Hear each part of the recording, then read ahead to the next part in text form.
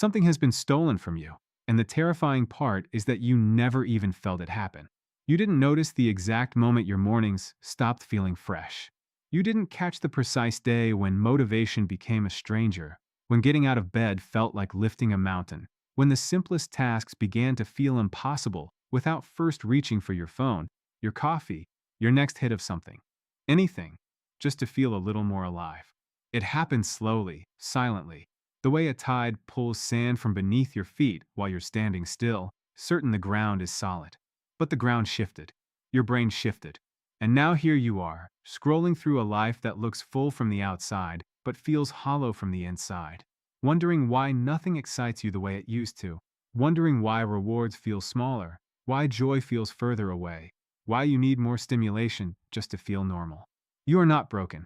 You are not weak. You are not uniquely flawed.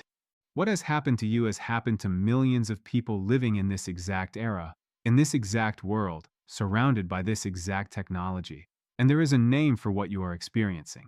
It is called dopamine dysregulation, and understanding it may be the single most important thing you do for your mind, your body, and your future. Dopamine is not simply the pleasure chemical the internet has reduced it to. It is far more nuanced, far more powerful, and far more central to who you are as a human being than any simplified explanation can capture. Dopamine is the chemical of anticipation, of drive, of wanting. It is the force that gets you out of bed in the morning not because something pleasurable has already happened, but because your brain believes something meaningful is on its way. It is the engine behind every goal you have ever pursued, every dream you have ever chased, every moment you have ever felt truly, electrically alive. When your dopamine system is healthy and balanced, life feels like it has direction. Tasks feel manageable. Effort feels worthwhile. Small things, a walk outside, a good meal, a genuine conversation, feel genuinely satisfying. But when your dopamine system is flooded, overwhelmed, and exhausted by the relentless artificial stimulation of modern life, everything changes. The brain, in its extraordinary wisdom, begins to protect itself by reducing its sensitivity. It pulls back. It numbs. It raises the threshold for what counts as rewarding, which means ordinary life, real life, meaningful life, begins to feel flat, gray, and not quite worth the effort. This is not a personal failure. This is neuroscience. This is your brain doing exactly what it was designed to do in an environment it was never designed to face. Think about what your brain encounters in a single day.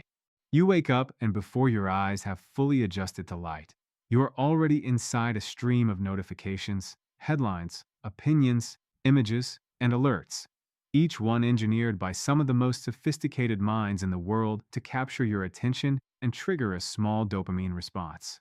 You eat food that has been scientifically formulated to hit your brain's reward centers harder than any food found in nature. You move through a world of constant noise, constant comparison, constant stimulation, and by the time that arrives, your dopamine system has been pulled in so many directions at such intensity that it is simply exhausted.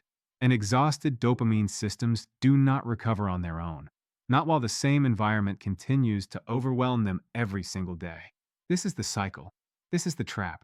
And this is precisely the trap that Dr. Mindful Shift has dedicated years of research, reflection, and practice to helping people understand, confront, and break free from.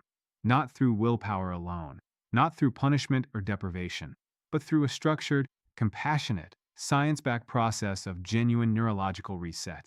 The 30-day Dopamine Reset Challenge is not a trend. It is not a social media detox that lasts 3 days before life pulls you back in. It is a complete, deliberate, week-by-week reconstruction of the 4 most powerful levers of your neurological health: your digital habits, your nutrition, your sleep, and your mindfulness practice. Each one of these pillars is connected to the others in ways that science is only beginning to fully map. Your screen habits affect your sleep. Your sleep affects your nutrition choices. Your nutrition affects your mood and focus. Your mood and focus determine whether you can sustain any mindfulness practice at all. Pull on one thread, and the whole fabric of your mental health begins to shift, which means that when you address all 4 together, with intention and structure, over 30 consecutive days, you are not making small improvements in isolated areas. You are fundamentally changing the way your brain operates. You are resetting the baseline. You are rebuilding the floor of your daily experience so that ordinary life begins to feel extraordinary again. That is the promise of this challenge.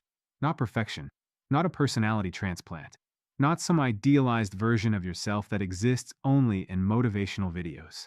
Just this: a brain that works with you again instead of against you. A mind that can find genuine satisfaction in genuine effort. A version of you that wakes up and feels, perhaps for the first time in a long time, that today is actually worth showing up for. That version of you is not far away. It is 30 days away. And it begins the moment you decide that what has been stolen from you is worth the work of getting back. The first week will not feel like a reset. It will feel like withdrawal. And that is not a metaphor. It is a measurable, documented neurological reality that you need to understand before you begin, because if you do not understand it, it will defeat you. When you begin to pull back from the constant digital stimulation that your brain has grown dependent on, when you set the phone down, when you resist the reflex to scroll, when you sit in a quiet room without immediately filling the silence with noise, your brain will protest. It will send signals of restlessness, of boredom, of anxiety that feels disproportionate to the situation. You will feel an almost physical itch to reach for stimulation. You will convince yourself that you are wasting time, that you are missing something important, that this discomfort is a sign that the process is not working. But here is what is actually happening beneath the surface of that discomfort. Your brain is recalibrating.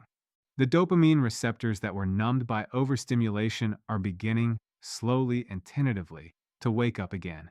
The silence is not emptiness, it is space.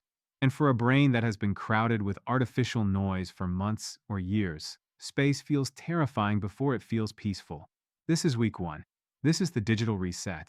And your only job during this week is not to succeed perfectly, it is to stay. To sit with the discomfort without immediately medicating it with a screen. To let the itch arise and pass without scratching it.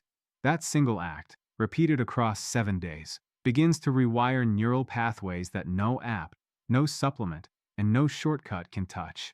Week 2 introduces the second pillar, nutrition, and this is where many people are genuinely surprised, because they did not expect food to have anything to do with how motivated or emotionally flat they feel. But the connection is direct and profound. Dopamine is synthesized in the brain from an amino acid called tyrosine, and tyrosine comes from the food you eat. When your diet is dominated by ultra-processed foods engineered for maximum palatability, foods high in refined sugar, industrial seed oils, and artificial flavor compounds, your gut microbiome is disrupted, your inflammation rises, and your brain's ability to produce and regulate dopamine is quietly, consistently undermined. You are not just eating poorly. You are literally starving your motivation. Week 2 asks you to begin replacing the foods that flood and deplete your dopamine system with the foods that nourish and sustain it. Proteins rich in tyrosine, healthy fats that support neurological function, fermented foods that rebuild the gut-brain connection, and a reduction in the refined sugars that spike and crash your neurochemistry multiple times a day. This is not about perfection or deprivation. It is about giving your brain the raw materials it needs to do the work of healing that it so desperately wants to do. And then comes week 3, sleep. And this is where the suspense of this entire journey reaches its most critical, most fragile, and most revealing point. Because sleep is not simply rest. Sleep is the brain's only true repair window, the singular period during which the neurological damage of a dysregulated dopamine system begins to physically reverse. During deep sleep, your brain clears metabolic waste through a recently discovered system called the glymphatic network. It consolidates emotional memories, regulates stress hormones, and, crucially, restores the sensitivity of dopamine receptors that chronic overstimulation has dulled. But here is what nobody tells you, and what makes this week the true test of the entire challenge.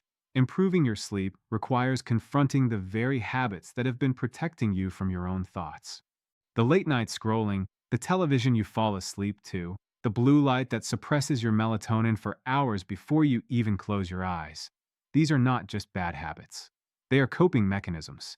They are the ways you have learned to avoid the silence, the stillness, and the unprocessed emotions that rise to the surface the moment the stimulation stops. To fix your sleep, You must be willing to face what the noise has been covering.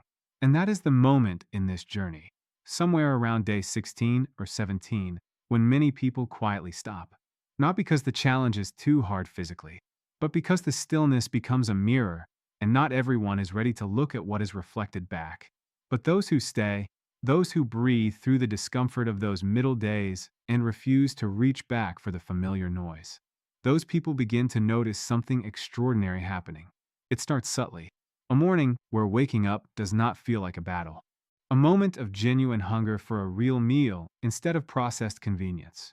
An evening where sitting quietly does not feel like punishment, but like something almost resembling peace. These are not small victories. These are neurological events. These are the first signals from a brain that is beginning to remember what balance feels like. Week 4, the mindfulness week, arrives not as an addition to the challenge, but as the natural flowering of everything the first 3 weeks have been preparing. When your screen habits have been restructured, when your nutrition is nourishing your neurochemistry, when your sleep is giving your brain the repair time it needs, mindfulness is no longer a discipline you force yourself to practice. It becomes something you naturally reach for, because for the first time in a long time, your mind is quiet enough to actually inhabit. And in that quiet, something begins to return that you may have forgotten you ever had. The ability to be present in your own life, not as a performance, not as a goal, but as a simple, profound, daily reality. Day 30 arrives differently than you expect. You have been imagining it, perhaps, as a finish line, a dramatic moment of transformation where you wake up feeling like an entirely new person, where motivation floods in like sunlight through a window thrown open after years of being shut. But the truth of day 30 is quieter than that, and it is more beautiful precisely because of its quietness. You wake up, and for a moment you simply lie there, and you notice, really notice, that the first thought in your mind is not a reaching. It is not a grasping for your phone, not an anxious scan of what you might have missed, not that familiar hollow restlessness that used to greet you before your eyes were fully open. The first thing you notice is simply the morning, the light, the silence, your own breathing. And something in your chest recognizes that this ordinary, unremarkable, deeply human moment of just being awake and present feels like enough. Not because nothing matters, but because everything that actually matters has become visible again, now that the noise has finally cleared. This is what dopamine reset feels like from the inside. Not an explosion of euphoria, not a sudden superpower. Just this, the return of your own presence to your own life. What has changed in your brain over these 30 days is not imaginary, and it is not temporary if you choose to protect it. The neuroscience is clear, and it is remarkable. Dopamine receptor density, the number and sensitivity of the receptors your brain uses to respond to reward, begins to measurably increase within 2 to 4 weeks of reduced overstimulation. The prefrontal cortex, the region responsible for long-term thinking, impulse control, and meaningful decision-making, begins to reassert its influence over the limbic system's impulsive demands. The gut microbiome, nourished by 4 weeks of intentional nutrition, is producing serotonin and dopamine precursors with greater consistency and efficiency.